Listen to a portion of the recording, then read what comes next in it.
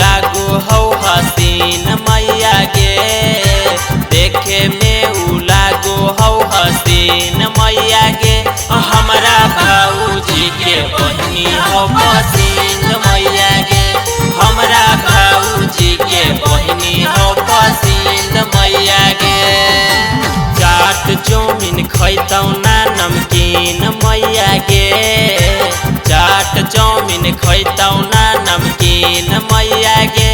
हमरा भाऊजी के बहनी हौ पसीन मैया गे, हमरा भाऊजी के बहनी हौ पसीन मैया गे।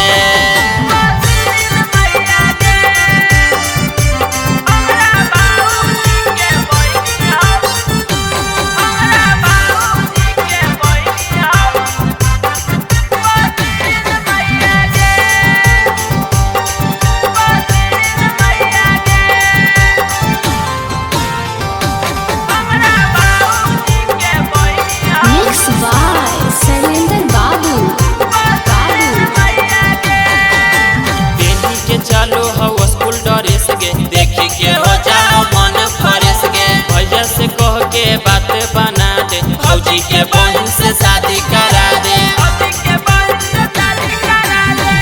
के चलो हो स्कूल ड्रेस गे, देखी के मन हो जाओ फ्रेश गे। भैया से कह के बात बना दे, भौजी के बहन से शादी करा दे। चाही नहीं गाड़ी घोड़ा जमीन मैया गे, चाही नहीं गाड़ी घोड़ा जमीन मैया गे। हमरा भाऊजी के बहनी हौ पसीन मैया गे, हमरा भाऊजी के बहनी हौ पसीन मैया गे।